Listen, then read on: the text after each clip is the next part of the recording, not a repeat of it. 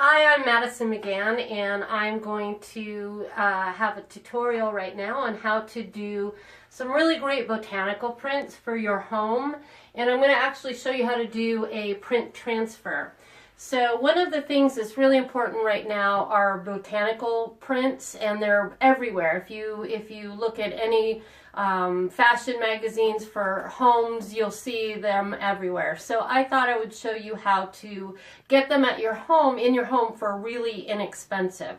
So to do the image transfer, you'll need to find some botanical print pictures. Now I just found these off of the internet, and you'll just take them into like Best Buy or someplace like that, and you'll have them printed, but it's really important to make sure that they are printed backwards.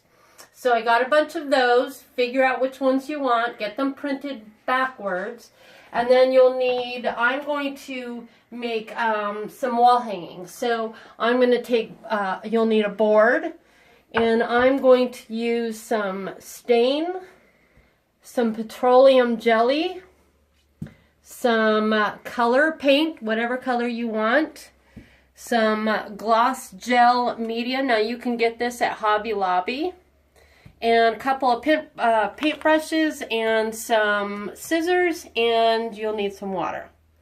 So to get started, we're going to stain the board. So one of the stains that I really like to use is the semi-gloss. It's a stain and poly all in one. I like it because it gives it a little bit of shine, so it's kind of my favorite thing to do. Now when I'm staining a board, I always like to do the edges first because you'll get a lot of drip on the edges. If you have color there, then they won't stain it that color. So I'm just going to start by staining the edges. And I'll be doing 2 coats of this color. Now, you can stain whatever color you want. I'm just using Kona because it's dark and I really like it. But so make sure you get the edges really soaked in there.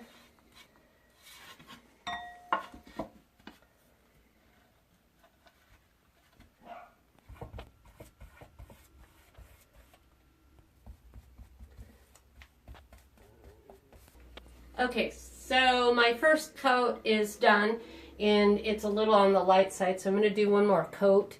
And it takes probably like half an hour or so to have it fully dry, but you can go and do your second coat right afterwards. But for the purpose of this demonstration, I already have one finished, so you can see right here.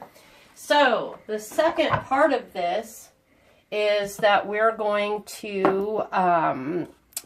to put some Vaseline on it and paint it. Now you don't have to paint it. A lot of people like to put their images right over the top and do it right like that. I'm going to add paint just because I want to soften the look a little bit. I have a lot of wood in my house, so I think that it'll just kind of make the color show a little bit better. So the way that I'm going to do this is I want it to be a burst of color in the middle, and in the ends I just want it to kind of fade out and chip off. So how I'm going to create that is with petroleum jelly. So it's one of my favorite tools to use when I'm painting to give that chippy look. So I'm just going to put it all around the outside. And you don't have to make sure it's perfect. We don't want our paint to be perfect, so I'm just going to apply this generously around the edges. And everywhere where the petroleum jelly is, the paint will not adhere to it. We've got the petroleum jelly on there. You can see I've added it pretty liberally, and you don't have to make it perfect, and it, you know, if you have a couple of finger coming out, and just, you know, don't make it even is my point, because the whole idea of this is it's just going to look old and weathered. So now that I've done that, I'm going to take my paint. Now this is just kind of an antique white. It's actually, the name of it's called shoelace. And it's not a chalk paint, it's not anything spectacular, it's just regular old bare paint. So, and it's a flat color. So I'm going to take my paintbrush and I'm just going to put it in the center, and I'm going to do it pretty heavy. And I'm just going to kind of feather it out. Now remember, anywhere where we've got the petroleum jelly will not get covered.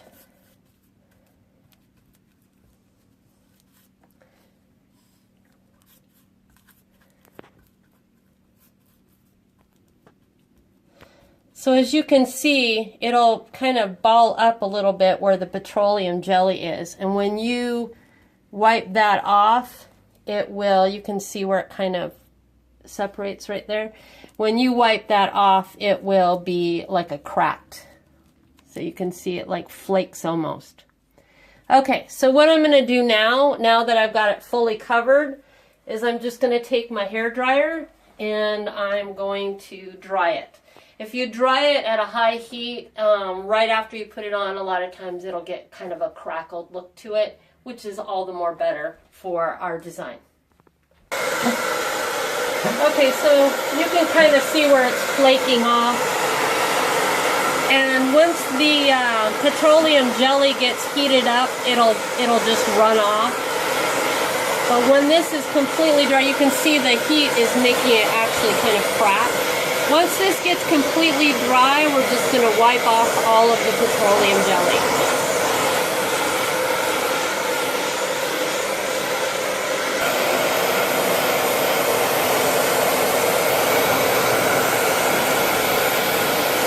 You can see how it's just kind of chipping away. That's what we want.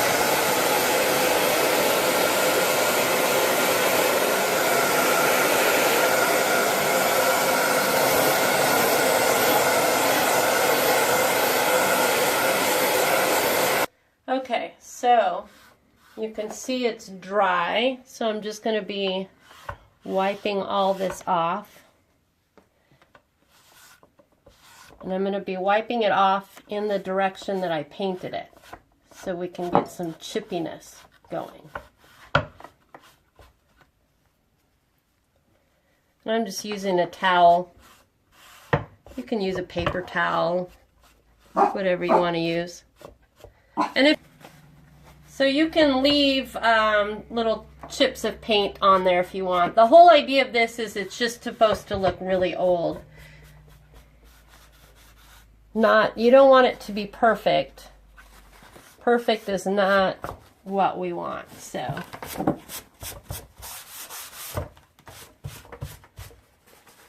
I actually like the excess paint on here. I like having it look like it's just kind of old and worn off.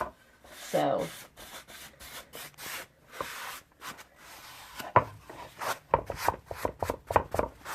and if having these extra little bits is not something that you want, just make sure that you apply it your petroleum jelly really heavy. I mean, you can just chip this off if you want to. I'm probably going to keep most of mine on there. I like it to look just really old. Okay, so the next step, now that this is all dry, the next step is that I'm going to take and cut this out and get all of that white off of there. Make sure that you cut straight. And you don't have to do it in a box shape. You can cut it out you know, just simply around your picture, but I'm going to do a box kind of shape. Okay, so now that I've got this all cut out, I'm going to be attaching it right onto here. So I'm going to get started, and I'm going to be applying my gloss gel, and you want to be pretty liberal about this, get quite a bit on there. And then you'll attach it on and smooth it out. And you want to make sure you don't get any wrinkles. So this is going to go right on here. And you want to make sure that you get every square inch of this.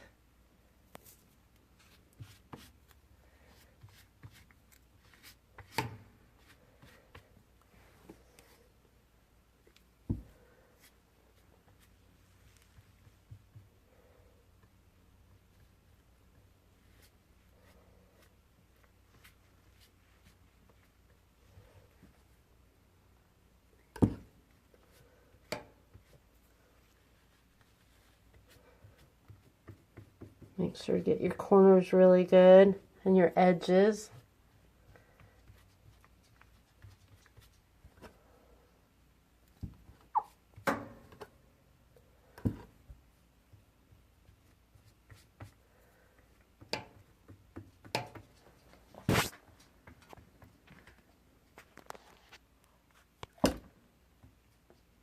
Okay.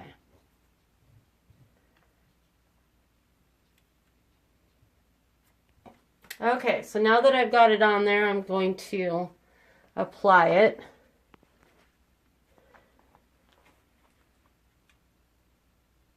So I want to get it fairly centered on here. Okay, now I'm just going to take my brush and kind of smooth out any wrinkles I might have, making sure that you have all of the air bubbles out and that you get your corners and edges really well.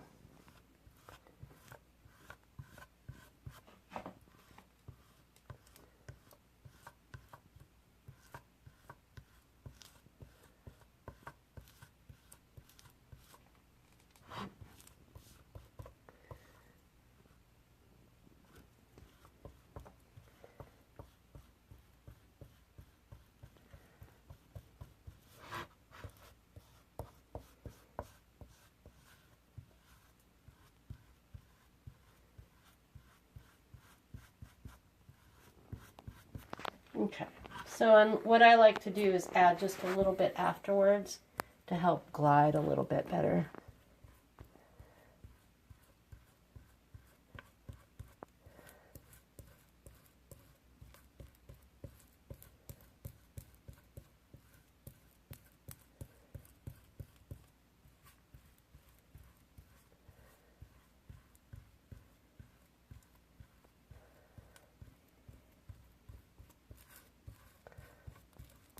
Okay, so once you're sure that it's on there really well, you want to just let it dry overnight.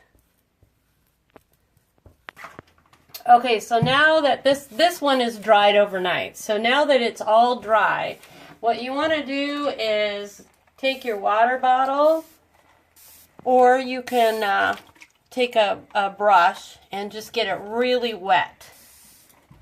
And this is why I actually I like to do the poly and stain, because then it has a little bit of protection if it gets on your wood. So the idea is to really soak it in there, and then you're just going to, as soon as you get it really, really wet, you'll be able to start balling it up. But it might take a little while. You have to break down the back of that paper.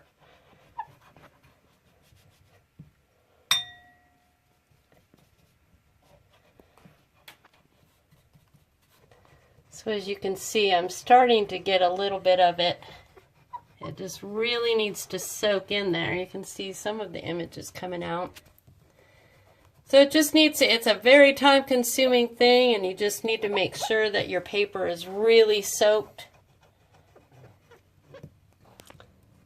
So as you can see, I'm getting a little bit of this as I got a corner worked, and I'm just kind of rolling the paper off of it.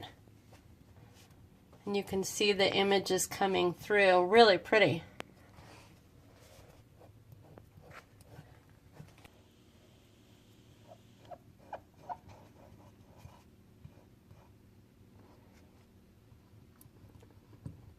So as you can see, the image is starting to show through. Now, sometimes your image might come up a little bit with it, which is, for this project, it's fine. But if it were like a family photo, you wouldn't want that to happen. And the way you avoid doing that is not to put too much of that gel medium on the picture after it's attached. So you can see my pictures coming up. The image is slowly emerging.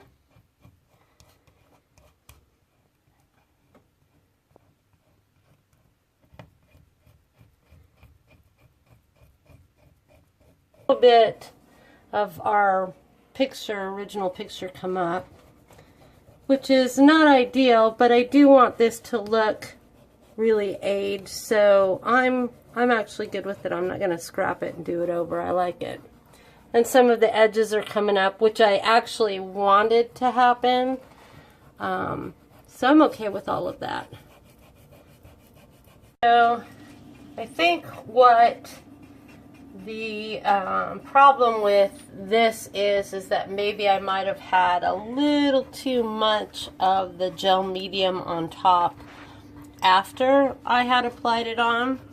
So if you want to avoid this, this actually is fine with me, because obviously what I'm doing is to look like it's an old piece that was found or salvaged.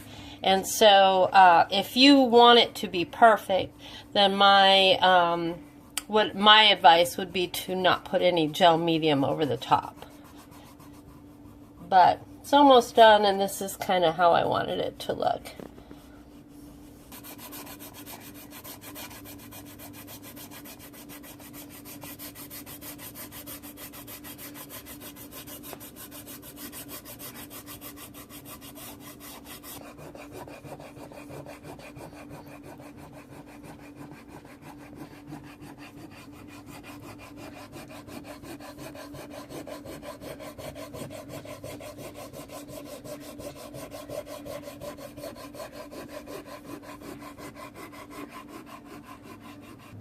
Okay, so now that that's all been wiped and all of the backing is done, then you just want to go over with a light coat of decoupage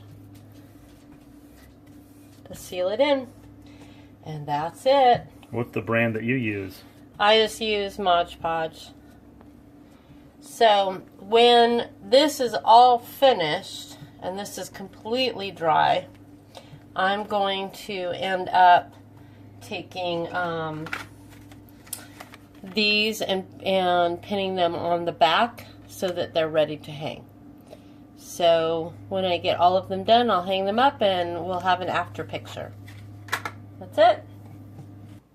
Okay, so as you can see, the botanical picture is all ready to go, all ready to hang, and we